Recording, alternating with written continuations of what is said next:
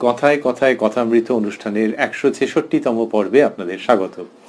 আপনারা এই অনুষ্ঠান দেখছেন প্রাণারাম ইউটিউব চ্যানেলে, যেখানে সপ্তাহে 6 দিন সোম থেকে শনিবার সম্প্রচারিত হয় কথায় কথায় কথামৃত, আর রবিবার সম্প্রচারিত হয় শ্রীরামকৃষ্ণের একজন পার্ষদের পুণ্য জীবন প্রসঙ্গ। এই সবগুলি অনুষ্ঠানই শুরু হয় রাত্রি 9টার সময়।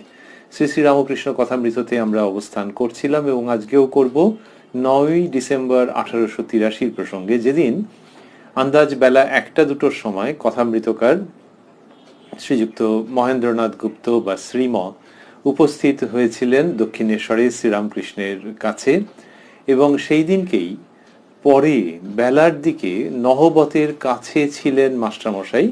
তিনি মণি নামটি ব্যবহার করেছেন। এই নহবতের কাছে যখন রয়েছেন তখন শ্রীরামকৃষ্ণ ওখানে উপস্থিত হয়ে তার সঙ্গে খুব অন্তরঙ্গ কিছু প্রসঙ্গ করেছেন, যেগুলি মাস্টারমশাই কথামৃতর মধ্যে লিপিবদ্ধ করেছেন। আমরা আগের দিন সেই আলোচনার মধ্যে, সেই প্রসঙ্গ এবং সংবাদের মধ্যে ছিলাম। তারপরে ওই দিন সন্ধে যখন হয়েছে, সেই সময় কি ঘটলো তার বিবরণ রয়েছে। সেই বিবরণটিতে আজকে সানন্দে আমরা প্রবেশ করব শ্রী শ্রী রামকৃষ্ণ কথামৃততে, যার সূচনায় কথামৃতকার উদ্ধৃত করছেন, তব কথামৃতং তপ্ত জীবনং কবিভিরীড়িতং কলমশাপহং শ্রবণমঙ্গলং শ্রীমদাততং ভুবি গৃণন্তি য়ে ভূরিদা জনাঃ। সন্ধ্যা হইল। ঠাকুর শ্রীরামকৃষ্ণ ঘরের ছোট খাটটিতে বসিয়া মার চিন্তা করিতেছেন। আমরা যদি একটুখানি ভেবে নিই, যেটা আগে আমরা উল্লেখ করছিলাম, স্মরণ করছিলাম, যে বেলার দিকে ওই নহবতের ওখানটাতে হয়েছে সাক্ষাৎ। মাস্টারমশাইকে শ্রীরামকৃষ্ণ বলেছেন, উপদেশ প্রদান করেছেন, এবং খুব অন্তরঙ্গ কথা সেখানে ছিল। তার মধ্যে এইটি বলেছিলেন যে তোমার শীঘ্র হবে, একটু করলেই কেউ বলবে এই এই এই সমস্ত প্রসঙ্গ একান্তে মাস্টারমশাইয়ের সঙ্গে শ্রীরামকৃষ্ণ করছিলেন। সেটি হতে হতে সম্ভবত বিকেল গড়িয়ে গেছে। সবগুলোর তো সময় ইচ্ছা করি মাস্টারমশাই দেননি। তার ঠিক পরে আমরা রয়েছি। সন্ধ্যা হইল। ঠাকুর শ্রীরামকৃষ্ণ ঘরের ছোট খাটটিতে বসিয়া মার চিন্তা করিতেছেন। ক্রমে ঠাকুর বাড়িতে ঠাকুরদের আরতি আরম্ভ হইল। শাঁখ ঘণ্টা বাজিতে লাগিল। মাস্টার আজ রাত্রে থাকিবেন। কিয়ৎক্ষণ পরে ঠাকুর মাস্টারকে ভক্তমাল পাঠ করিয়া শুনাইতে বলিলেন। তো ওই যে ছোট খাটটিতে বসে শ্রীরামকৃষ্ণ মার চিন্তা করছেন, সন্ধে যখন হয়েছে, এইটি মাস্টারমশাই লিখলেন। 9ই ডিসেম্বর 1883, মানে অনুমান করা যায় যে ভালোই ঠান্ডা পড়ে গেছে। গঙ্গার ধারে দক্ষিণেশ্বরে ঠাকুরের ঘর। তো সেখানে ঠাকুর ছোট খাটটিতে বসে মার চিন্তা করছেন। তারপরেই বিভিন্ন দেবদেবীর মন্দিরে আরতি শুরু হবে। শ্রীরামকৃষ্ণ যে মার চিন্তা করছেন, এটা কি করে জানা গেল? চিন্তা তো মনোজগতে হচ্ছে, তাহলে মাস্টারমশাই কিরকম করে ওটা লিখলেন? হয়তো অন্যদিন দেখেছেন তিনি, এবং দেখেছেন তো বটেই, যে এই সময়টাতে ঠাকুর মার চিন্তা করেন। হয়তো কোনো কোনো দিন মুখে মায়ের শ্রীনাম উচ্চারণ করেছেন, বা পরে মাতৃপ্রসঙ্গ করেছেন। যেভাবেই হোক মাস্টারমশাই জানেন যে এই আরতির আগে আগে ঠাকুর মার চিন্তা করেন। এটি একটি হতে পারে। আরেকটি হচ্ছে, ঠাকুর শ্রীরামকৃষ্ণের ভঙ্গিমা দেখলে মাস্টারমশাই তো মনে হয় বুঝতে পারতেন। এটিও অনুমান। উনি 1882 ফেব্রুয়ারি মার্চের দিকে গেছেন, শ্রীরামকৃষ্ণের কাছে উপস্থিত হয়েছেন। আর এটি 1883 ডিসেম্বর মাস, মানে প্রায় 2 বছর, কয়েক মাস কম 2 বছর। ঠাকুর শ্রীরামকৃষ্ণ কখন কোন ভাবে থাকেন সেটা তার বাইরের প্রকৃতি দেখে, বহির লক্ষণ দেখে মাস্টারমশাই হয়তো বুঝতে পারতেন। তো সেইভাবে করে লিখছেন যে ঠাকুর শ্রীরামকৃষ্ণ ঘরের ছোট খাটটিতে বসিয়া মার চিন্তা করিতেছেন। যদি এমন হয় যে তিনি অনুমান করতেন, তাহলে মাস্টারমশাইয়ের কথামৃতর মধ্যে যে ভঙ্গিটি রয়েছে, যে বর্ণনার সততা তিনি সর্বতোভাবে রক্ষা করবার প্রয়াস করেছেন, তাহলে হয়তো ওরকম ভাবেই বলতেন। কিন্তু এখানে যা বলছেন এটি একটি সদর্থক নিশ্চিত বাক্য, যে ঠাকুর শ্রীরামকৃষ্ণ ঘরের ছোট খাটটিতে বসিয়া মার চিন্তা করিতেছেন। তার মানে মাস্টারমশাই নিশ্চিত যে জগন্মাতার চিন্তা করছেন, সেইভাবেই তিনি লিখেছেন। ক্রমে ঠাকুর বাড়িতে ঠাকুরদের আরতি আরম্ভ হইল। শাঁখ ঘণ্টা বাজিতে লাগিল। মাস্টার আজ রাত্রে থাকিবেন। কি সুন্দর বলার ভঙ্গি! আমরা লক্ষ্য করছি যে কথামৃতর মধ্যে যেমন ধর্মীয় অমৃত কথা রয়েছে, তেমনি আবার লিখন শৈলীর দিক থেকেও খুব উচ্চাঙ্গের কিছু নমুনা রয়েছে, কিছু দৃষ্টান্ত রয়েছে। এই যে ঠাকুর এরকম করছেন, আরতি হচ্ছে এবং মার নাম করছেন, মার চিন্তা করছেন, এই যে মার চিন্তা করছেন একটু বাদে আরতি, ক্রমে ঠাকুর বাড়িতে ঠাকুরদের আরতি আরম্ভ হইল, 7 ঘন্টা বাজিতে লাগিল, তার সঙ্গে লিখলেন যে মাস্টার আজ রাত্রে থাকিবেন। তো এটা এখানে এলো কোত্থেকে? কিন্তু শুনতেও কি সুন্দর লাগছে যে মাস্টারমশাই ওখানেতে রাত্রে থাকবেন, এটা এখানে তিনি জানিয়ে দিলেন। আরেকটি ব্যাপার হতে পারে, সেটা হচ্ছে যে সন্ধেবেলায় কটার সময় আরতি হচ্ছে সেটা বোঝা মুশকিল, হয়তো পঞ্জিকা দেখে হতো স্বাভাবিক, তো এমন হতে পারে 6টার সময় হচ্ছে বা 6:30টার সময় হচ্ছে। যে গরমকাল হোক শীতকাল হোক, আরতি হচ্ছে মানে এবার সন্ধে হয়ে গেল, তারপরে আরতির পর যারা বাইরের থেকে এসেছেন তারা তো ওই রকম সময়তেই নিজের নিজের বাড়ির দিকে রওনা দিয়ে দেবেন, হয়তো আরতির আগেই রওনা দেবেন। আর সেই সময়কার কলকাতা, মাস্টারমশাই কিভাবে ফিরবেন আমরা জানি না, মানে অন্যান্য দিন সব দিন তিনি কিভাবে ফিরতেন আমরা জানি না, শীতের বেলা, সুতরাং তাড়াতাড়ি কিন্তু না, ওর কোনো তাড়াতাড়ি নেই, কেননা রাত্রে থাকবেন। তাই এখানে বললেন মাস্টার আজ রাত্রে থাকবেন, তার মানে খুব আরাম করে আনন্দ করে, আমরা এমনি সাধারণ ভাষায় যেরকম বলি বেশ জুত করে বসে আছেন যে আজকে আর বাড়ি ফেরার ব্যাপার নেই, ঠাকুর শ্রীরামকৃষ্ণের কাছে তিনি উপস্থিত রয়েছেন, উপবেশন করেছেন, শরণাগত ভাব নিয়ে সত্যি সত্যি শ্রীরামকৃষ্ণের সমীপে মাস্টারমশাই উপস্থিত রয়েছেন। কিয়ৎক্ষণ পরে ঠাকুর মাস্টারকে ভক্তমাল পাঠ করিয়া শুনাইতে বলিলেন। মাস্টার পড়িতেছেন চরিত্র শ্রী মহারাজ শ্রী জয়মল। জয়মল নামে এক রাজা শুদ্ধমতি, অনির্বচনীয় তাঁর শ্রীকৃষ্ণ পীড়িতি, ভক্তি অঙ্গ যাজনে যে সুদৃঢ় নিয়ম, পাষাণের রেখা যেন নাহি বেশি কম। এই বলে অনেকটা ভক্তমাল থেকে মাস্টারমশাই পাঠ করেছেন, সেটি কথামৃতের মধ্যে তিনি লিপিবদ্ধ করেছেন। এই তারপরে বলছেন, পাঠান্তে ঠাকুর মাস্টারের সহিত কথা কহিতেছেন। শ্রীরামকৃষ্ণ: তোমার এসব বিশ্বাস হয়? তিনি সওয়ার হয়ে সেনা বিনাশ করেছিলেন, এসব বিশ্বাস হয়? ভক্তমালের মধ্যে এইসব আছে তো কাহিনী? তা সেটাই শ্রীরামকৃষ্ণ মাস্টারমশাইকে জিজ্ঞাসা করছেন। মাস্টারমশাই লিখছেন, মাস্টার ভক্ত ব্যাকুল হয়ে ডেকেছিল, এ অবস্থা বিশ্বাস হয়। ঠাকুরকে সওয়ার ঠিক দেখেছিল কিনা এসব বুঝতে পারি না। তিনি সওয়ার হয়ে আসতে পারেন, তবে ওরা তাকে ঠিক দেখেছিল কিনা, এইরকম বিশ্বাসের জায়গাটি মাস্টারমশাই বলছেন। তিনি যুক্তি প্রবণ মানুষ, আবার শ্রীরামকৃষ্ণের কাছে এসে দেখেছেন যে যুক্তির ওপারে একটা রাজত্ব আছে যেটা যুক্তি বিরোধীও নয়, সুতরাং আরো অনেক জানবার অনেক বোঝবার বাকি আছে। ঠাকুর শ্রীরামকৃষ্ণের কাছে সেই উপলব্ধি তার হয়েছে এবং নিরন্তরই প্রায় ঘটে চলেছে। তা সেই তিনি বলছেন যে একেবারে হুবহু আক্ষরিক অর্থে এই সমস্ত কাহিনীগুলো সত্য কিনা বলতে পারছি না। শ্রীরামকৃষ্ণ সহাস্যে: বইখানিতে বেশ ভক্তদের কথা আছে, তবে একঘেয়ে, যাদের অন্য মত তাদের নিন্দা আছে। এই পর্যন্ত বইয়ের প্রসঙ্গ। আর সহাস্যে বললেন, তার মানে মাস্টারমশাই যে ওই যে পুরোটা বিশ্বাস করতে পারছেন না, সেইটাতে শ্রীরামকৃষ্ণ আর আলাদা করে কিছু তাকে বলছেন না, পুল আপ করছেন না, সমালোচনা করছেন না। সহাস্যে বললেন যে বেশ ভক্তদের কথা আছে, তবে একঘেয়ে, যাদের অন্য মত তাদের নিন্দা আছে। এই যে অন্য মতের নিন্দা, এটি শ্রীরামকৃষ্ণ নিতে পারছেন না। সেই শ্রীরামকৃষ্ণ যিনি বলেছেন যত মত তত পথ, বলেছেন অনন্ত মত অনন্ত পথ এবং অনন্ত পথ অনন্ত মত।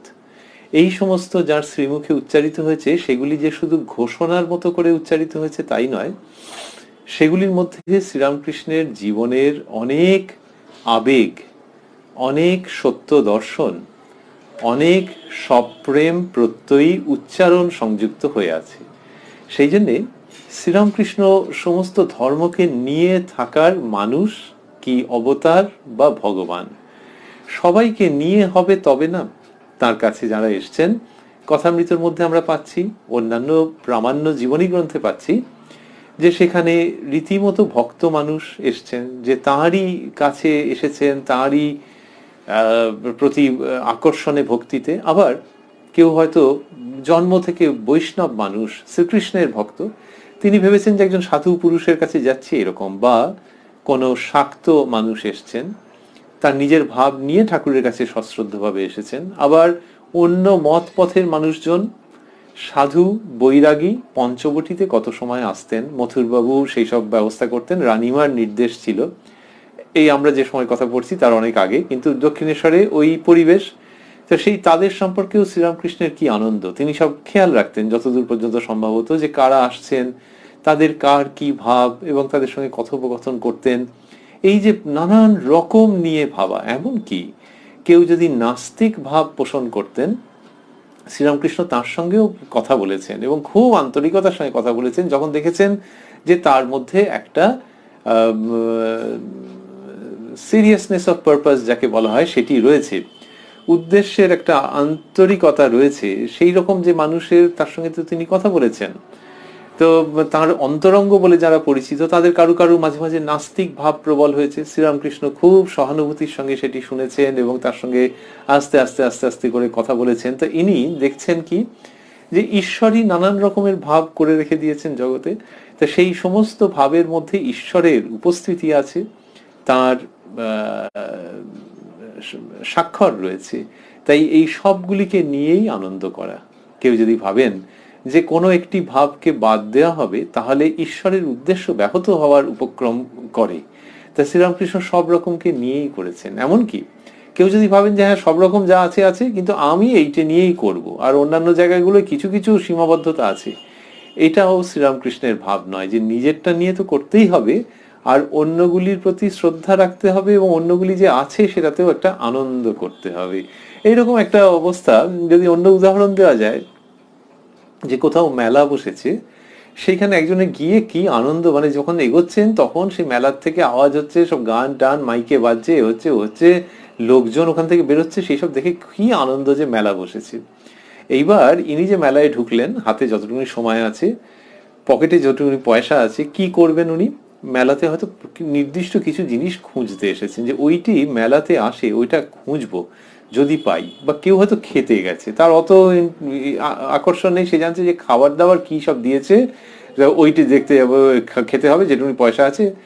যে খেতে গেছে সে খাবার দাবার গুলো দেখছে, সব ঘুরে ঘুরে কোথাও কোথাও একটু আধটু খাচ্ছে টাচ্ছে, কিন্তু তার মেলাটা নিয়েও ভালো লাগছে যে আরো কত রকমের দোকান দিয়েছে, সেই দোকানগুলো যাচ্ছে না, সেই দোকানগুলো যাচ্ছে না, কিন্তু তার আনন্দ রয়েছে। তেমনি ইনিও কোনো একটা কাজের জিনিস কিনতে এসেছেন, হয়তো দৈনন্দিন কাজের, এনারও বেশ মজা লাগছে যে ওই দেখো ও খাচ্ছে কি, ওখানে কি ভিড়, কিন্তু এর সেখানে যাওয়ারও ইচ্ছে হচ্ছে না, খাওয়ারও ইচ্ছে হচ্ছে না, কিন্তু ওর আনন্দ হচ্ছে যে এই না হলে মেলা, বাপ রে বাপ, তোরা কি খেতে এসছিস নাকি, কিন্তু তার আনন্দ হচ্ছে। শ্রীরামকৃষ্ণ জগতের যে ধর্ম মেলা, সেইখানে এইভাবেই উপস্থিত, যে তার একটা নিজস্ব কোথাও পছন্দের মতো যেন আছে। সেটাও বোঝা মুশকিল, কখনো তিনি দ্বৈতের কথা বলেন, কখনো বিশিষ্টাদ্বৈত, কখনো অদ্বৈত। যখন যেটি বলেন সেটিকে যদি শুধু আলাদাভাবে শোনা যায়, তাহলে মনে হবে ইনি এই মতেরই বোধহয় পৃষ্ঠপোষক। তো ওই যখন বলছেন তখন সেইটির মধ্যে রয়েছেন, কিন্তু বাকি জায়গায় যে কত রকম হয়ে আছে তাতে তার খুব আনন্দ আছে, যে কত স্টল আছে, আমি সব দেখিনি। হিন্দুর স্টল আছে, খ্রিস্টানের স্টল আছে, জৈন ধর্মের স্টল আছে, আরো নানান রকমের স্টল আছে। এই সবগুলো স্টল আমি দেখিনি, কিন্তু এই সবগুলোকে নিয়ে যে আনন্দ, সেটা মনে ইনস্টল করা আছে। শ্রীরামকৃষ্ণ এই এটা আনন্দ করছেন সমস্ত নিয়ে। এই ভঙ্গিটি তদুপরি কি হচ্ছে, যে স্থান কালে বদ্ধ নয়, তার বলার ভঙ্গির মধ্যে এমন একটা রয়েছে, যে এখন যা যা দেখতে পাওয়া যাচ্ছে আর ভবিষ্যতে যা যা আসবে, অতীতে যা এসছে, এখন যা, ভবিষ্যতে যা যা আসবে, সবগুলো নিয়ে খুব আনন্দ। কেননা সবগুলোর মধ্যেই ঈশ্বর আছেন, তাঁরই ইচ্ছাতে বিভিন্ন মত পথ হয়েছে। তাহলে তিনি যে মাঝে মাঝে বলতেন কলিতে নারদীয় ভক্তি, সেটা তো তিনি বলবেনই, কেননা যারা তার কাছে এসেছে তাদেরকে তিনি বলছেন যে কোনটাতে করলে খুব ভালো হয়, কিন্তু কখনো এটা ভেবো না যে অন্যটাতে হবে না। তার মানে সাধারণভাবে অধিকাংশ মানে প্রায় সব মানুষ এখনকার যুগে, তাদের জন্য হচ্ছে এই পথ। কিন্তু একজনের যদি ওই পথ থাকে, নরেন্দ্রনাথকে তিনি মনে করেছেন জ্ঞানের পথ, অদ্বৈতের পথ তার পক্ষে খুব উপযুক্ত। তো সেরকম কারোর যদি ওটা থাকে, তুমি ভক্তি পথ অবলম্বন করেছো বলে কি তাকে বলবে যে না তারও দিয়ে হবে না? সেটা বললে পুরো মেলা ব্যর্থ হয়ে যাবে। তো সেইটা শ্রীরামকৃষ্ণের ওই জন্য কারুকে ওই কোনো কোনো জায়গায় দেখিয়ে দিয়েছেন যে এইটা এরকম এরকম করলে খুব ভালো হবে, তোমার জীবনে তোমার পক্ষে এটা খুব ভালো। তো সে তো যে কিনা গিয়ে ভাবছে মেলায় খুব খাবে, তার যদি শুভাকাঙ্ক্ষী থাকে সে বলে হ্যাঁ রে তুই এমনি শুকনো জিনিসগুলো খাস, কিন্তু তাই বলে ওইগুলো খেতে যাস না, এ তো বলবে তো তাকে। কিন্তু সে খাদ্য রসিক তাকে তার স্বাস্থ্যের জন্য বলছে যে তো খেতে ইচ্ছে করছে, এইগুলো খা, ওইগুলো খাস না, ওগুলো তোর ক্ষতি হয়ে যাবে। তো শ্রীরামকৃষ্ণ সেরকম ধর্মের জায়গাতে এইগুলো বলছেন। আবার যেগুলো কিনা ওকে বারণ করলেন খেতে, সেটা অন্য কারোর পক্ষে হতে পারে যে হ্যাঁ ও তো কম বয়সী ছেলে, ও খাক না, ও কিছু ক্ষতি হবে না, এর যা আছে শারীরিক অবস্থা তাতে ওইটা খাওয়া চলবে না।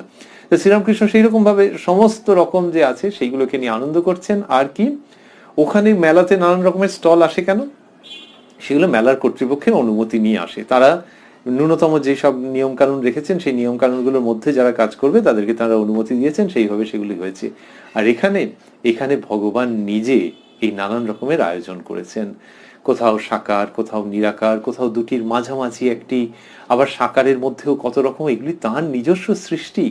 সুতরাং এই সমস্তটার মধ্যে দিয়ে তো তাকেই, যাকে আমি ভালোবাসি উপাসনা করি, তিনি আবার আমার মতে নেই এই রকম মতের লোক তৈরি করেছেন, অন্য মত তৈরি করেছেন, যারা আমার দিকে প্রায় ফিরেই তাকাতে চায় না, কিন্তু আমি যাকে উপাসনা করি তিনি ওটি তৈরি করেছেন। আর সেই মানুষগুলো যদি এই জগতের সৃষ্টির বৈচিত্র্য, ধর্মীয় পথের বৈচিত্র্য বুঝতেন, তাহলে তারা হয়তো আমার মতে আগ্রহ রাখতেন। কিন্তু আপাতত যে আগ্রহ রাখছেন না, আমি কিন্তু আগ্রহ রাখছি, আমি কিন্তু শ্রদ্ধা করছি, আমি কিন্তু প্রণাম করছি, যা তিনি এরকমটা করে রেখেছেন।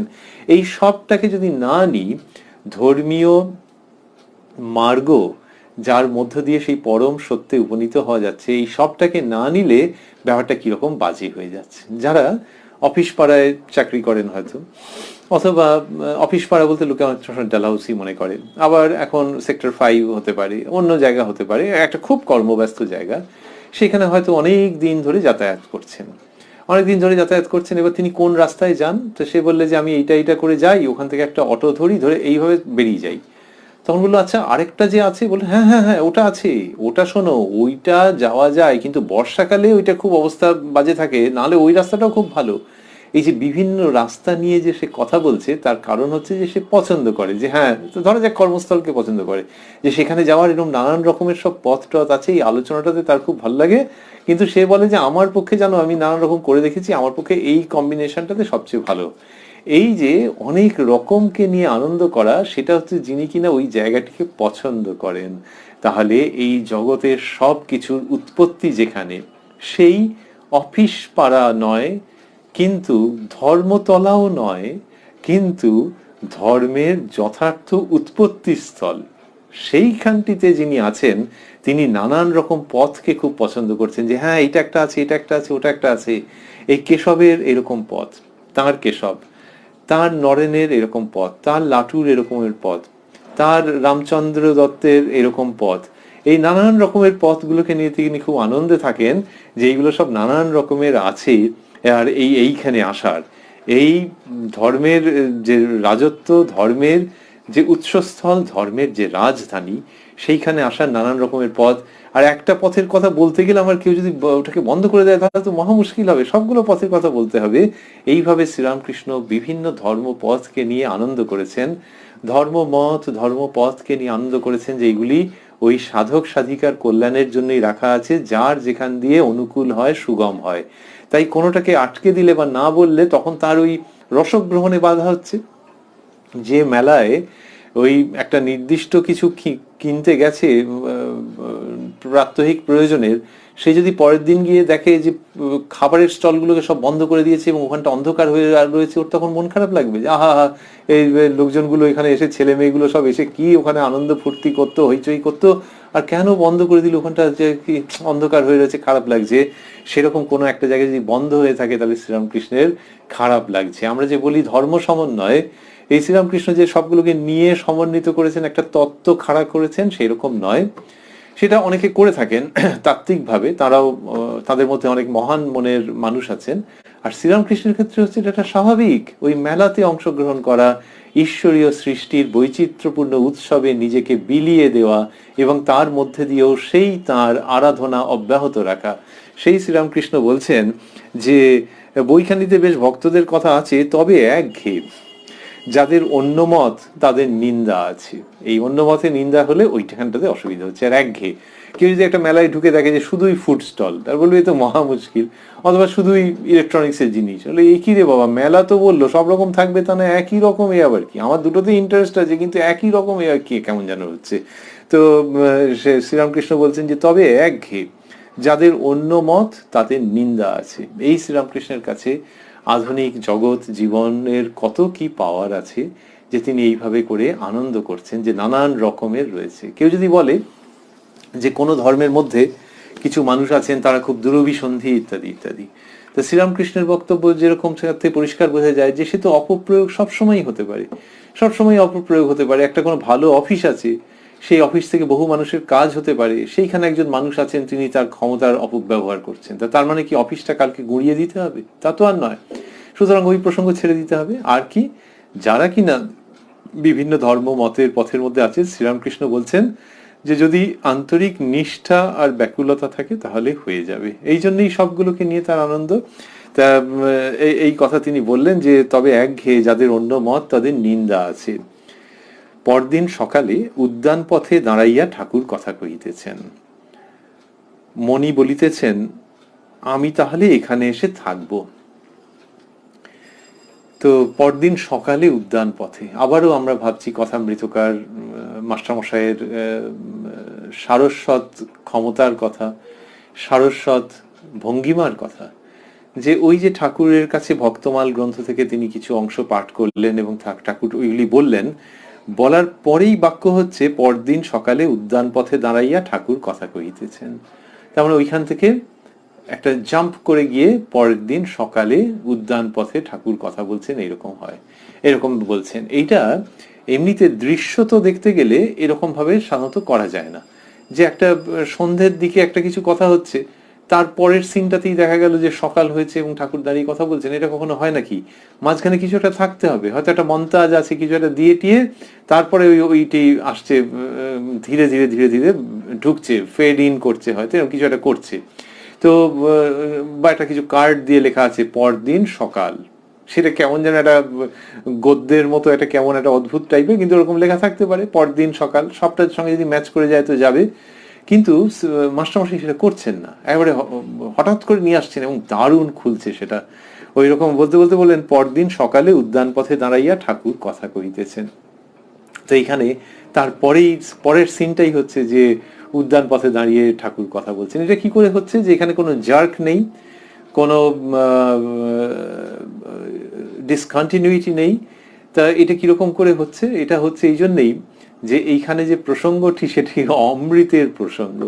তো অমৃতের প্রসঙ্গ, সুতরাং সেটা যে কোনো জায়গা থেকেই তার মধ্যে ঢুকে পড়া যাচ্ছে। অমৃত বলতে কি বোঝায়? অমৃত মানে হচ্ছে যে সেই পরমানন্দের আস্বাদ্য বস্তু যেটি খেলে মানুষ মৃত্যুঞ্জয়ী হয়, যেটিকে আস্বাদন করলে, তা আস্বাদন করলে তার মৃত্যু ভয় চলে যায়। সুতরাং সেই অমৃত সেখান থেকে যেরকম ভাবে হোক পেলেই ভালো লাগছে। যদি আমরা হালকা উদাহরণে নিয়ে চলে আসি, যে যার যেটা খেতে ভালো লাগে, যার যেটা খেতে ভালো লাগে, কারোর আইসক্রিম খেতে ভালো লাগে, বোধহয় সকলেরই ভালো লাগে। তো আইসক্রিম খেতে ভালো লাগে, এখন তাকে যদি বলা হয় যে এই নাও এটা এটা খাও, তা সে খাচ্ছে, খুব তার দারুণ লাগছে। এই সময় পাশে আরেকটা ডিশও তার কাছে নিয়ে এলো, নিয়ে এসে বলে এটাও একটুখানি খেয়ে দেখো না, সে শট করে ওখান থেকে নিয়েও খেলো, বলে এটাও তো দারুণ, এটা কোথেকে পেলে? বলে ওই যে ওইখানে দিচ্ছে, আমি নিয়ে এসছি এক প্লেট তোমার জন্য। তো তখন এইটার মধ্যখান থেকে ওটা যখন খাচ্ছে, এর মধ্যে কোনো ডিসকন্টিনিউটি নেই, কোনো জার্ক নেই, কারণ পুরোটা তার দারুণ লাগছে। তখন সে জুত করে বসে সব আচ্ছা ঠিক আছে এইখানটা খেলাম, তারপরে আবার ওই প্লেটটা থেকেও কিছুটা খেলাম, এইসব করতে করতে আরম্ভ করছে। এখানে কোনো জার্ক হচ্ছে না। তবু আইসক্রিমের স্বাদের ভিন্নতা থাকতে পারে, সেখানে একটা ডিসকন্টিনিউটি এলেও আসতে পারে, কিন্তু যখন অমৃত পরিবেশিত হচ্ছে তখন যেখানেই হোক, যে সময়তেই হোক, শ্রীরামকৃষ্ণকে কেন্দ্র করে, তার শ্রীমুখের বাণীকে কেন্দ্র করে, তার সময়ে সময়ের অসাধারণ বাংময় নীরবতাকে কেন্দ্র করে যে অমৃত পরিবেশিত হচ্ছে, তাতে এখানে ওখানে সেখানে হলে কোনো অসুবিধে হচ্ছে না। একজন যদি একটা দিনের কথামৃতের বিবরণ পড়তে পড়তে পড়তে পড়তে সেই দিনটা শেষ করেন, আর তারপরে যে কোনো কারণে তার ইচ্ছে হয় যে আচ্ছা 2-4 দিন বাদ দিয়ে কোনো একটা প্রসঙ্গ পড়ি, সেখান থেকে দিব্যি পড়তে পারবেন। যে মাঝখানের যে দিনগুলো পড়া হলো না তার জন্য কোনো অসুবিধা হবে না, যদিও ভক্তরা নিষ্ঠা করে ওরকম পরপর পড়তে থাকেন। যখন কালানুক্রমিক পড়ছেন তখন ওই রকম মাস্টারমশাইয়ের বাড়ি থেকে আগে যে কথামৃত বেরিয়েছে 5 ভাগে বিভক্ত, তখনও পরপর পড়ে যাবো, মাঝখান থেকে পাতা গ্যাপ দেবো কেন?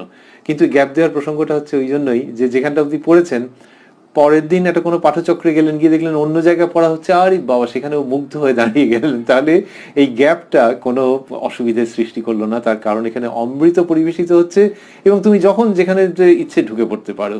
এইটি রচনার মধ্যে চলে এসেছে, মাস্টারমশাই রচনার মধ্যে। তিনি জানেন ঠাকুর তাকে দিয়ে এটা করিয়ে নিয়েছেন যে একটা দিনের প্রসঙ্গ শেষ হলো, তারপরে এই সময় ঘুমোলাম, তারপর এই সময় উঠলাম, ওইসব লিখতে হবে না।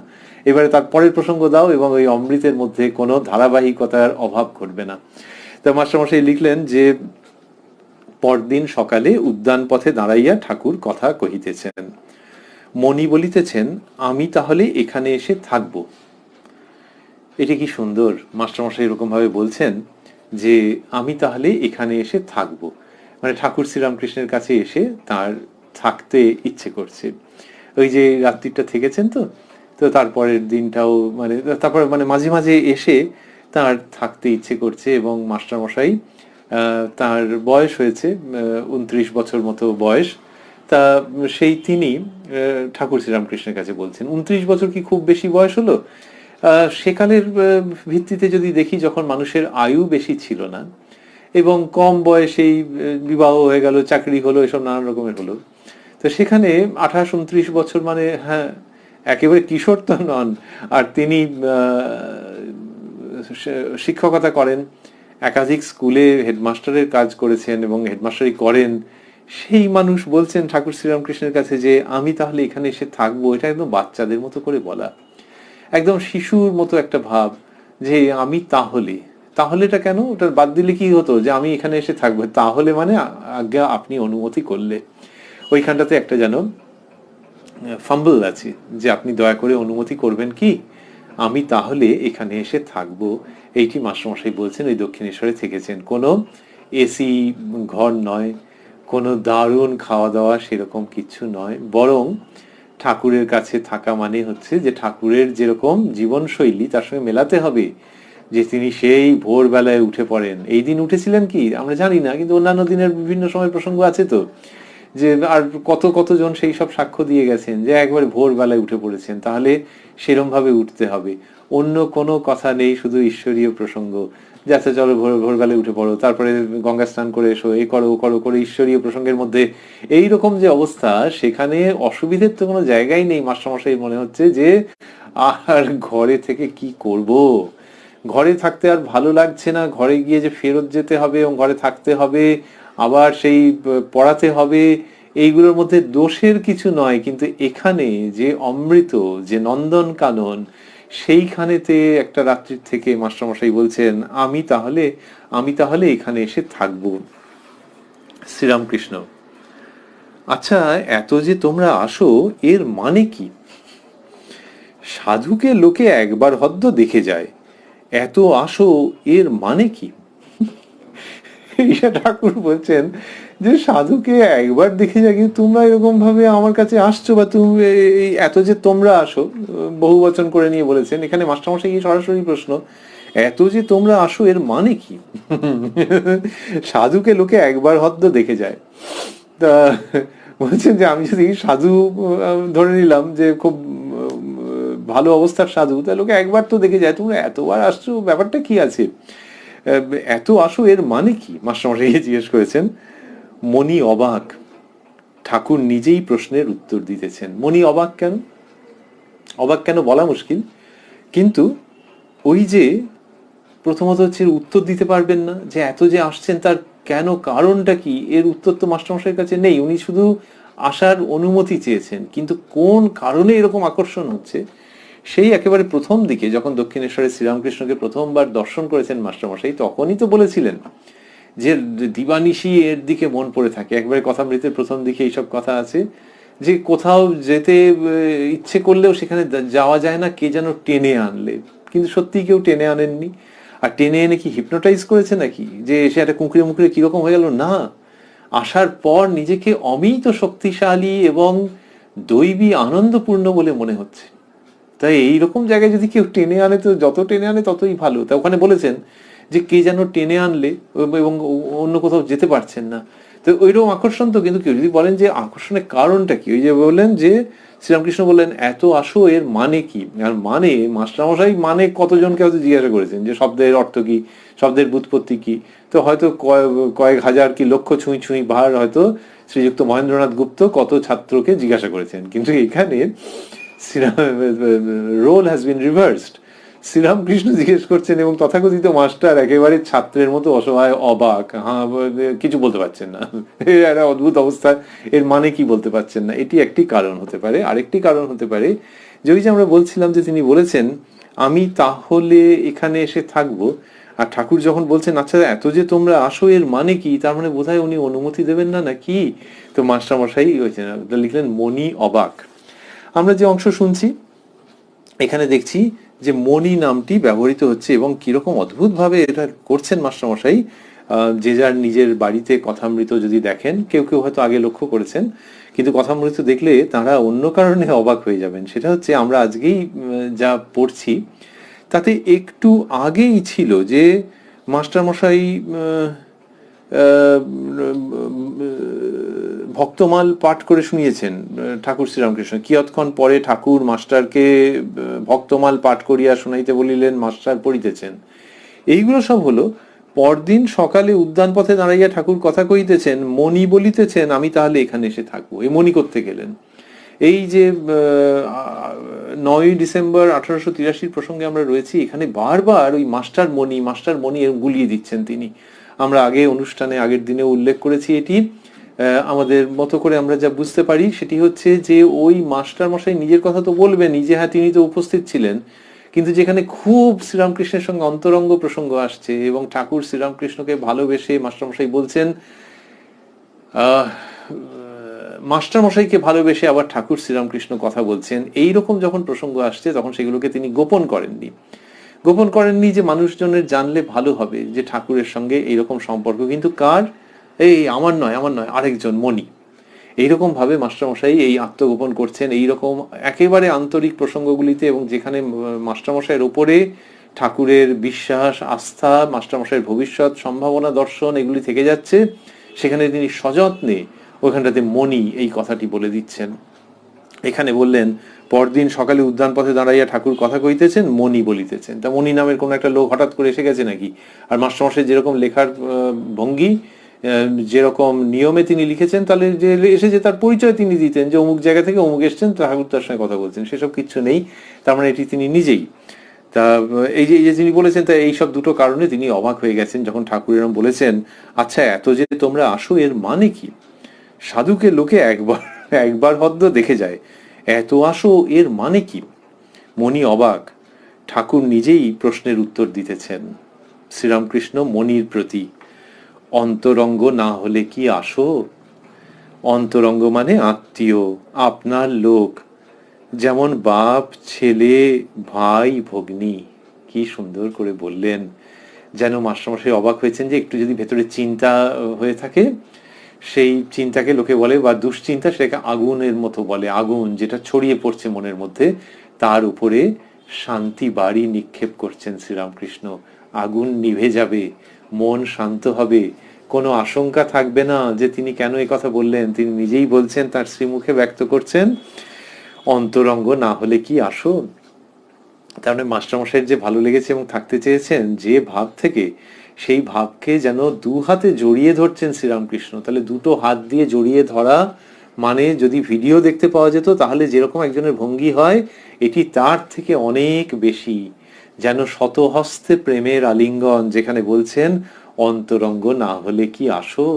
তার মানে তুমি তোমার নিজের স্বরূপকে জানো না বাবা, এই যে তোমার আসতে ইচ্ছে করছে তার কারণ তুমি এখানকার অন্তরঙ্গ। তা বলছেন অন্তরঙ্গ না হলে কি আসো। অন্তরঙ্গ মানে আত্মীয়, আপনার লোক, যেমন বাপ ছেলে ভাই ভগ্নী। তাই এরকম করে বলছেন যে যেমন বাপ ছেলে ভাই ভগ্নী, এর মধ্যে ইঙ্গিত থেকে যাচ্ছে যে তাহলে আমি তোমার কে আর তুমি আমার কে, এটা ভাবো যে তোমার ভেতরে এই টানটা রয়েছে। শ্রীরামকৃষ্ণ অন্যত্র বলেছেন একাধিকবার যে যারা এখানে আসছে তাদের দুটো জিনিস জানলেই হলো, যে আমি কে আমি কে আর এখানকার সঙ্গে তার কি সম্পর্ক। তাহলে ঠাকুরের সঙ্গে তার কি সম্পর্ক এটা জানতে হবে, যে কালে আকর্ষণ হচ্ছে। তার মানে কি যে সবাইকে বলছেন তা নয়, কিন্তু যারা ভক্ত আসছেন, কি সুন্দর এবং কি যুক্তিযুক্ত এবং কি শক্তিশালী একটি উচ্চারণ এবং একটি দিশা প্রদর্শন, যে এখানে যখন আসছো এবং এত ভালো লাগছে, মানে এর মধ্যে থেকে যাচ্ছে ব্র্যাকেটের মধ্যে ওই কথাগুলো যে আমি তো কিছুই দিই না লৌকিক দিক থেকে, আমি তো কোনো ম্যাজিক দেখাই না, আমি তো সিদ্ধাইকে পছন্দ করি না, জাগতিক উন্নতি মায়ের ইচ্ছায় হলে হোক, কিন্তু সেই নিয়ে তো আমি কথা কই না, ব্র্যাকেট শেষ। তাহলে তোমরা যে আমার কাছে এত আসছো, এটা মনে মনে ভেবো যে এই টানটার একটা কারণ আছে। তুমি আমার কে আর আমি তোমার কে, এইটা একটু মনে মনে ভেবো। তো শ্রীরামকৃষ্ণ এটিকে খুব করে উৎসাহিত করেছেন। এখানেও মাস্টারমশাইয়ের কাছে যেন এমসিকিউ, মাল্টিপল চয়েস কোয়েশ্চেনের মতো দিচ্ছেন, যদিও তাতে পুংলিঙ্গ স্ত্রীলিঙ্গ থাকছে, কিন্তু ওরকম এমসিকিউর ভঙ্গিতে দিয়েছেন প্রায়।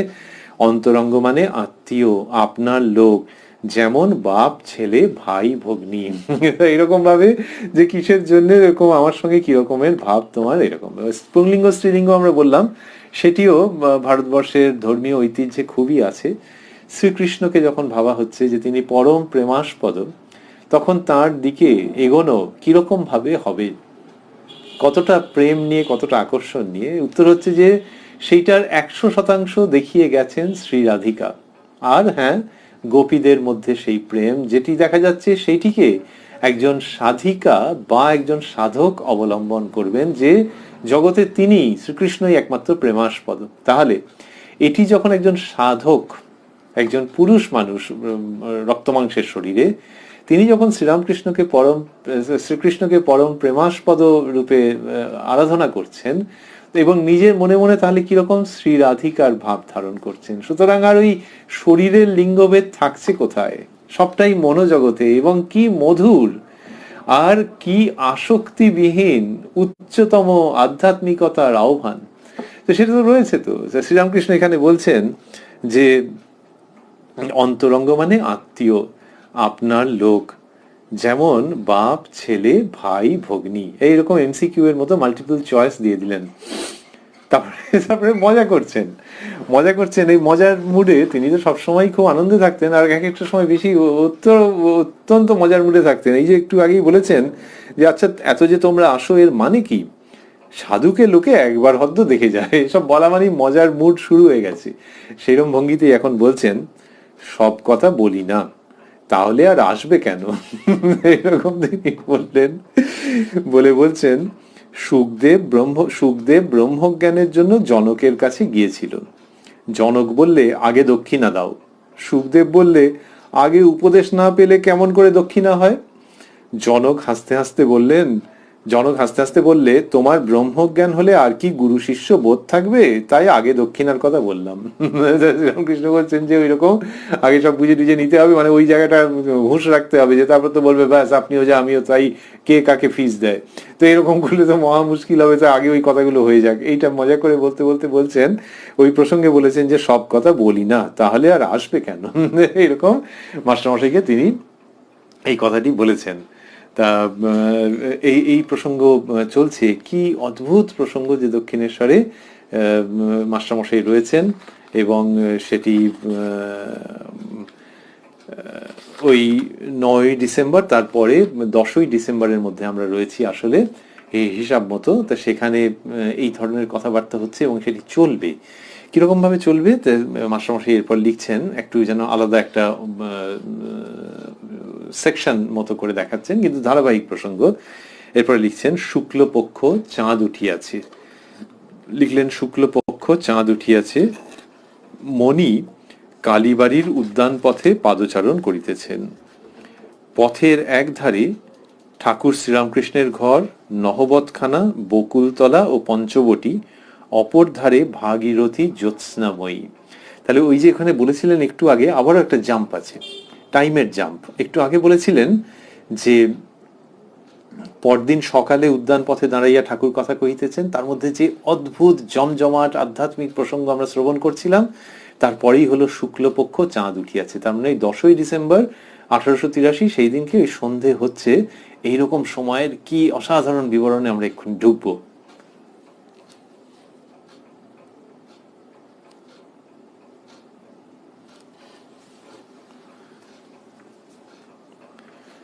বলছেন, শুক্লপক্ষ, চাঁদ উঠিয়াছে, মণি কালীবাড়ির উদ্যান পথে পাদচারণ করিতেছেন। পথের একধারে ঠাকুর শ্রীরামকৃষ্ণের ঘর, নহবতখানা, বকুলতলা ও পঞ্চবটী, অপর ধারে ভাগীরথী জ্যোৎস্নাময়ী। এরকম বললেন।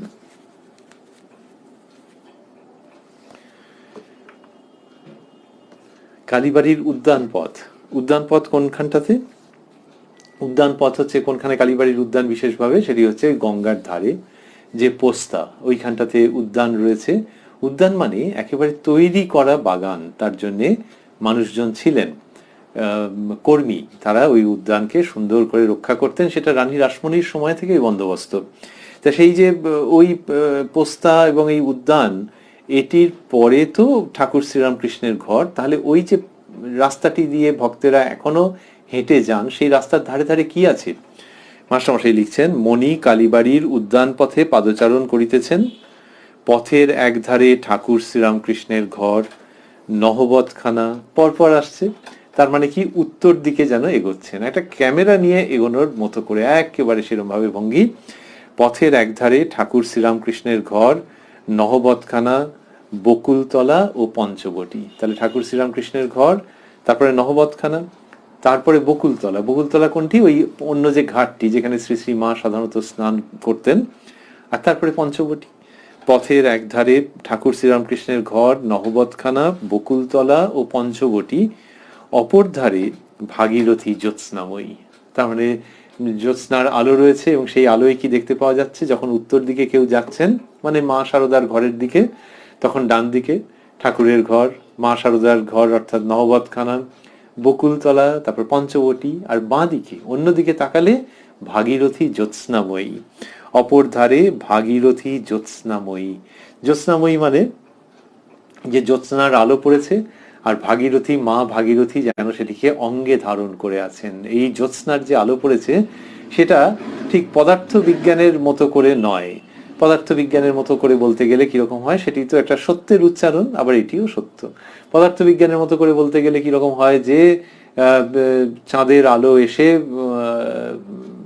গঙ্গার উপরে আপতিত হয়েছে, এখনকার যে ভাষা সেটি হচ্ছে এসে আপতিত হয়েছে, আপতিত এসব কি সব এসে যাবে, কিন্তু এরকমই ভাষা সেটি। কিন্তু এখানে হচ্ছে যে মা ভাগীরথী সেই জ্যোৎস্নাকে ধারণ করে খুব আনন্দ করেছেন, সুতরাং আনন্দে রয়েছেন, তাই সেই জ্যোৎস্নার আলো আর মা ভাগীরথী এরা অচ্ছেদ্য।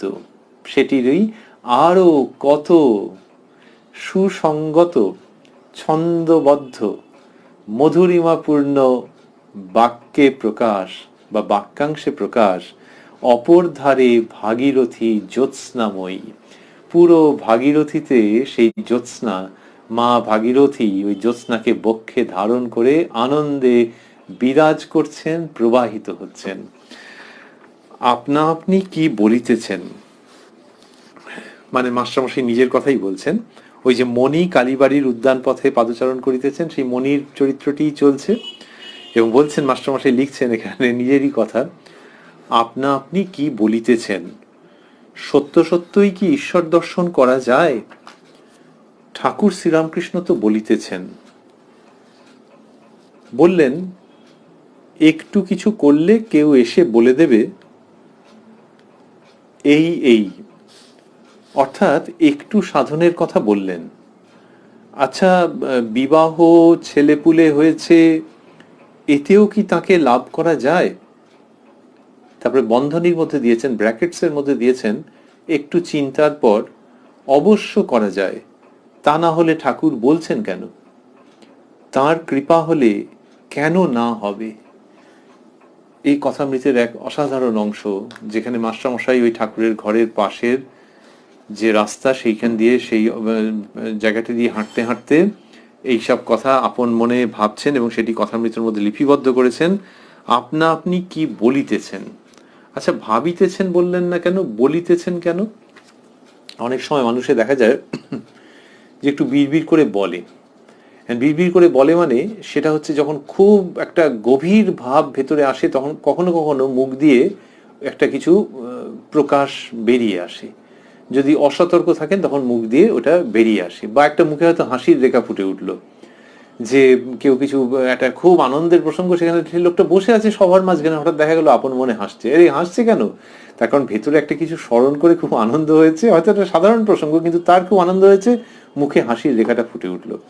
অথবা তাকে একজন কেউ একটা বললেন, একটা মোবাইল ফোন দেখিয়ে বললো দেখুন দেখুন এখানে কি লেখা আছে, তখন দেখে মুখ নড়তে আরম্ভ করলো যে কি যেন একটা বলছেন, তা কেন হঠাৎ মুখ নড়তে আরম্ভ করলো কেন? তার মানে ওটা এমন একটা ভালো লেগেছে যে মুখটা নড়তে আরম্ভ করেছে, তার সঙ্গে কারো কারোর অস্ফুট আওয়াজও পাওয়া যায়। তা মাস্টারমশাই যখন বলছেন আপনা আপনি কি বলিতেছেন, তার মানে উনি পরে হয়তো ভেবেছেন যে মুখ দিয়ে কথাগুলো বেরিয়েও গেছে, কিছু কিছু বেরিয়ে গেছে, পুরো কি একদম রিডিং পড়ার মতো বেরিয়েছে, কিন্তু কিছু কিছু বেরিয়ে গেছে। এইটা হয়তো মাস্টারমশাই ওই দিনই খেয়াল করেছিলেন, হয়তো দিনলিপিতে লিখে রেখেছিলেন এবং এখানেতে প্রকাশ করছেন কথামৃতের মধ্যে। আপনা আপনি কি বলিতেছেন, সত্য সত্যই কি ঈশ্বর দর্শন করা যায়? ঠাকুর শ্রীরামকৃষ্ণ তো বলিতেছেন। আচ্ছা মাস্টারমশাই কি সাধু ভাষায় ভাবতেন নাকি? ঠাকুর শ্রীরামকৃষ্ণ তো বলিতেছেন, তা উনিও কি নিজের মনে মনে এরকম ভেবেছেন? আমরা নিশ্চিত নই। আর যদি এমনি কথ্য ভাষাতেই ভেবে থাকেন, যেটা মানুষের সাধারণত চিন্তার মধ্যে থাকে, তাহলেও তখনকার দিনে যে রীতি যে লেখবার সময় সাধু ভাষায় লিখতে হবে, সেইভাবে করে হয়তো লিখেছেন। সত্য সত্যই কি ঈশ্বর দর্শন করা যায়? ঠাকুর শ্রীরামকৃষ্ণ তো বলিতেছেন। বললেন, ওই তারপরে আবার চলিত ভাষা এসে গেছে, বললেন একটু কিছু করলে কেউ এসে বলে দেবে এই এই। এটা আমরা আগে পেয়েছি যে ঠাকুর শ্রীরামকৃষ্ণ নহবতের কাছে দাঁড়িয়ে বলেছিলেন, অর্থাৎ একটু সাধনের কথা বললেন। আচ্ছা বিবাহ ছেলেপুলে হয়েছে, এতেও কি তাকে লাভ করা যায়? নিজের কথাই বলছেন, ওই মণি নাম দিলেও বোঝাই যাচ্ছে যে নিজের কথা। আচ্ছা বিবাহ ছেলেপুলে হয়েছে, এতেও কি তাকে লাভ করা যায়? ছেলেপুলে এই শব্দটা হঠাৎ ওখানে বা এই ভাবটা মাথায় এলো কেন? ঠাকুরই তো খুঁচিয়ে তুলেছেন। যখন প্রথম মাস্টারমশাই ঠাকুরকে দর্শন করেছেন সেই প্রথম দিককার দিনগুলিতেই ঠাকুর বলেছেন তোমার বিবাহ হয়েছে? বলছেন হ্যাঁ। আজ্ঞা হ্যাঁ। শিউরে উঠেছেন, ওরে রামলাল বিয়ে করে ফেলেছে, মজা করেছেন, কিন্তু প্রসঙ্গ কিন্তু তুলেছেন তোমার ছেলে হয়েছে? বলে হ্যাঁ। তারপরে যে ওরে রামলাল ছেলে হয়ে গেছে। তো মাস্টারমশাই অপরাধীর মতো বসে রইলেন। তো ওইটা তো একটা প্রথম দিকের ধাক্কা ছিল, কিন্তু তারপরেই যে ঠাকুরের কাছে ঘন ঘন এসে থাকছেন, তিনি সংসারকে উপেক্ষা করেননি। মাস্টারমশাইয়ের তো অদ্ভুত জীবন, কিন্তু এখানে এসে থাকতে আরম্ভ করেছেন। তাই এই জায়গাতে তিনি তো ওইটা মনের মধ্যে রয়েছে। আর ঠাকুর ত্যাগ বৈরাগ্যের উপদেশ দেন, তার কাছে নরেন্দ্র আসছেন, রাখাল আসছেন, লাটু আসছেন, এসব সব আসছেন। তো মাস্টারমশাই তো দেখতেই পাচ্ছেন যে এরা অবিবাহিত এবং এদের জীবন তো মনে হচ্ছে অন্য খাতে বইবে। তাহলে সেইখান থেকে নিজের প্রসঙ্গে আসছেন, আচ্ছা বিবাহ ছেলেপুলে হয়েছে, এতেও কি তাকে লাভ করা যায়? একটু চিন্তার পর, তার মানে এইগুলো ঘটেছে যে তারপর একটু চিন্তার পর ওই হাঁটতে হাঁটতেই হয়তো বা কোথাও থেমে তিনি ভেবেছেন একটু চিন্তার পর অবশ্য করা যায়, তা না অবশ্য করা যায়, তা না হলে ঠাকুর বলছেন কেন? এই যে বলছেন মানে দুরকম। একটা হচ্ছে যে মাস্টারমশাইয়ের কাছে তো কতবার ঈশ্বরীয় প্রসঙ্গ করেছেন, অন্যরা সকলে দেখেছেন, মাস্টারমশাই দেখেছেন, এবং সেখানে যে প্রসঙ্গ করেছেন তাতে তো আর বাকি কিছু থাকছে না। তুমি সাকারের দিক দিয়ে বলো, তুমি নিরাকারের দিক দিয়ে বলো, তুমি দেবদেবীর দর্শন বলো, তুমি ব্রহ্মজ্ঞান বলো, সমস্ত প্রসঙ্গ করেছেন। তো তাই তা না হলে ঠাকুর বলছেন কেন? আরেকটি হচ্ছে যে এই তো গতকাল তিনি বলেছেন যে কি বলেছেন আমরা যদি সেটা দেখে নিই, ওই যে তিনি বললেন তোমার শীঘ্র হবে, একটু করলেই কেউ বলবে এই এই, একটু করলেই কেউ বলবে এই এই। তো তোমার শীঘ্র হবে, তো তাহলে এই হবেটা কি কিছু কম করে হওয়া? সেরকম তো নয়। তা বলছেন যে একটু চিন্তার পর অবশ্য করা যায়, তা না হলে ঠাকুর বলছেন কেন? তার কৃপা হলে কেন না হবে? এটি যে মাস্টারমশাই বলছেন, এটি যেমন তার জীবনে সত্য, আমরা বলছিলাম কথামৃতের খুব গুরুত্বপূর্ণ অংশগুলির মধ্যে অন্যতম, যেমন তার জীবনে সত্য, তেমনি যারা উত্তরকালে কথামৃত পাঠ করছেন, অধ্যয়ন করছেন, অনুধ্যান করছেন, সেই সমস্ত মানুষের পক্ষে কত বিপুল সংখ্যক মানুষ, কেউ বাংলা ভাষায়, কেউ অনুবাদে, যে মানুষ ত্যাগের সংকল্প করেছেন, যে মানুষ গৃহী, সকলের জন্য সত্য। এমনকি ত্যাগের সংকল্প করলেও মনের মধ্যে নানান রকমের সংস্কার তো থেকে যায়। তাহলে পুরোপুরি সংস্কার মুক্ত না হলে ঈশ্বরীয় প্রসঙ্গের দিকে এগোনো যাবে না, এরকম কিছু আছে নাকি? শ্রীরামকৃষ্ণ যেরকম ভাবে নিয়ে আসছেন, this is a very positive sweeping tendency, যে তুমি যদি গৃহে থাকো অথবা গৃহে না থাকো, কিন্তু তোমার মধ্যে গৃহের এখনো ছিটে ফোঁটা থেকে থাকে, never mind, this is a very sweeping positive attitude and tendency. সেইরকম ভাবে শ্রীরামকৃষ্ণ তুলে নিয়ে আসছেন। আমরা যখন সুইপিং কথাটা বলি অনেক সময় নেতিবাচক দিক থেকে বলা হয় যে যা সবাইকে ধরে বাজে বলে দিল, আর এখানে হচ্ছে সকলকে ধরে তিনি সেই ঈশ্বরীয় অনির্বচনীয় অক্ষয় আনন্দের রাজত্বে নিয়ে চলে আসছেন। যিনি ত্যাগী শ্রেষ্ঠ, যার বস্তু লাভ হয়ে গেছে, তিনি এগুলি পড়লে আনন্দ পাবেন, লক্ষণ মিলবে। আর যার কিছুমাত্র কোনো কারণে বাকি আছে, সেই সমস্ত কিছুমাত্র বা অনেক অনেক বাকি সকলকে শ্রীরামকৃষ্ণ আকর্ষণ করছেন। তা এখানে মাস্টারমশাইয়ের কথার মধ্যে থেকে গেল, অবশ্য করা যায়, তা না হলে ঠাকুর বলছেন কেন, তার কৃপা হলে কেন না হবে বলে আরেকটুখানি বলছেন। সেটি পড়তে পড়তেই আমরা বা শুনতে শুনতে আজকের প্রসঙ্গ শেষ করব।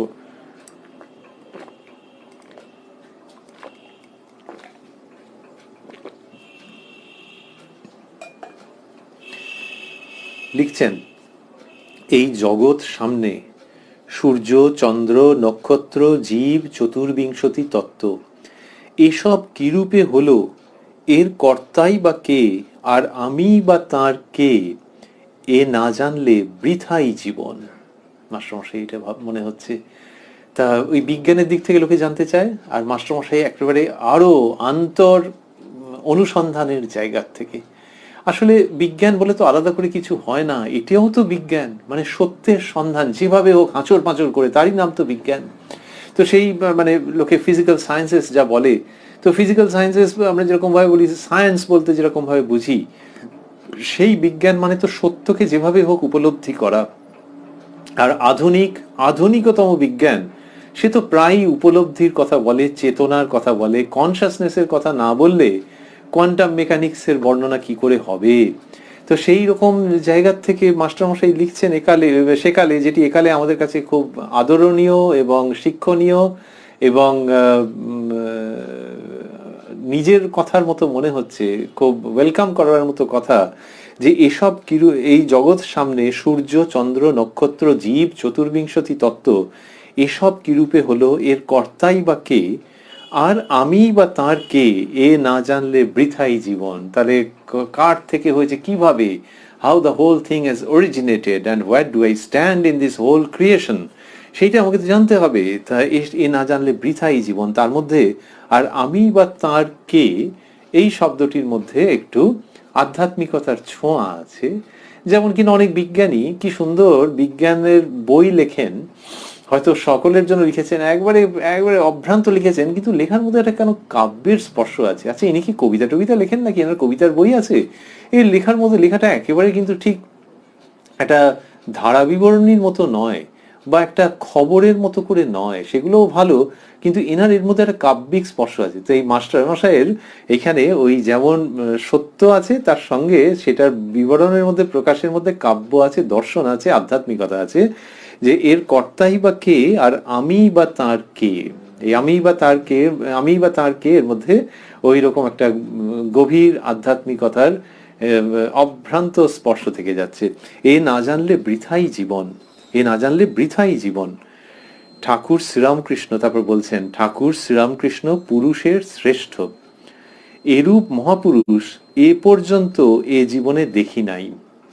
ইনি অবশ্যই সেই ঈশ্বরকে দেখেছেন, তা না হলে মা মা করে কার সঙ্গে রাত দিন কথা কন? আর তা না হলে ঈশ্বরের ওপর ওর এত ভালোবাসা কেমন করে হলো? এত ভালোবাসা যে বাহ্য শূন্য হয়ে যান, সমাধিস্থ জ্বরের ন্যায় হয়ে যান, আবার কখনো বা প্রেমে উন্মত্ত হয়ে হাসেন, কাঁদেন, নাচেন, গান। এই কথা শ্রীরামকৃষ্ণ সম্পর্কে মাস্টারমশাই লিখছেন। এইটা শুনতে শুনতে আমরা শেষ করছি। আমরা রয়েছি উদ্বোধন কার্যালয়ে প্রকাশিত যে শ্রী শ্রী রামকৃষ্ণ কথামৃত, তার 322 পৃষ্ঠায়। প্রসঙ্গ শুরু হয়েছিল 9 ডিসেম্বর 1883-তে, যেদিনকে মাস্টারমশাই অর্থাৎ কথামৃতকার দক্ষিণেশ্বরে শ্রীরামকৃষ্ণের কাছে উপনীত হয়েছিলেন, এবং তার পরের দিনের মধ্যে খুব স্বাভাবিকভাবে প্রসঙ্গ প্রবেশ করেছে, অর্থাৎ 10 ডিসেম্বর 1883-তে এসে প্রসঙ্গের সমাপন হচ্ছে। এবং আমরা দেখছি যে এই শেষের অনুচ্ছেদে মাস্টারমশাই বলছেন, ঠাকুর শ্রীরামকৃষ্ণ পুরুষের শ্রেষ্ঠ, এরূপ মহাপুরুষ এ পর্যন্ত এ জীবনে দেখি নাই। ইনি অবশ্যই সেই ঈশ্বরকে দেখেছেন। তাহলে ঠাকুরের মধ্যে দিয়ে সেই ঈশ্বরের সঙ্গে যোগ, এইটি মাস্টারমশাই বলছেন। আর ঠাকুর নিজে তো ঈশ্বরময় হয়ে রয়েছেন, বললেন তা না হলে মা মা করে কার সঙ্গে রাত দিন কথা কন। তো এইটি মনে হচ্ছে তার ওইখানে। তাহলে এই যে শ্রীরামকৃষ্ণকে দেখে কারুর ঈশ্বর মনে হচ্ছে স্বয়ং, কারুর মনে হচ্ছে ঈশ্বর ভক্ত, আবার কারুর এই দুটির মধ্যে খেলা করেছে। কখনো মনে হচ্ছে ইনি ঈশ্বরের ভক্ত, আর কখনো মনে হচ্ছে এর মধ্যে দিয়েই তো ঈশ্বর প্রকাশিত হচ্ছেন। এইরকম তখনও হয়েছে, এখনো। তো এখানে বলছেন যে তা না হলে মা মা করে কার সঙ্গে রাত দিন কথা কন। এই যে মায়ের ছেলে যদি এরকম কেউ হয়, তাহলে তার সঙ্গে মায়ের পরিচয়টা অচ্ছেদ্য হবে, যে ও আলাদা করে ভাবাই যায় না, সব সময় মাতৃময়। সুতরাং তখন ওই ঈশ্বরের সঙ্গে ভক্ত সেরকম ভাবে তফাৎ করা যাবে না, ওই একই রকম মনে হবে। মাস্টারমশাই সেই রকমই উচ্চারণ করছেন, কি মধুর। তা না হলে মা মা করে কার সঙ্গে রাত দিন কথা কন। আর তা না হলে মানে কি, ওই ইনি অবশ্যই সেই ঈশ্বরকে দেখেছেন, ওই প্রসঙ্গে আসছে।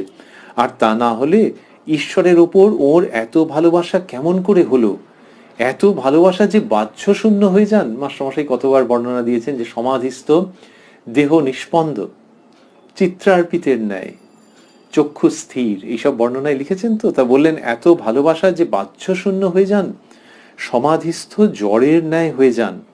আচ্ছা, জ্বরের ন্যায় হয়ে যান মানে ভয় লাগবে নাকি, যে কিরকম যেন একেবারে কাঠ হয়ে গেছেন? না না, ভয় লাগবে না। সমাধিস্থ জ্বরের ন্যায় হয়ে যান। আবার কখনো বা প্রেমে উন্মত্ত হয়ে হাসেন, কাঁদেন, নাচেন, গান।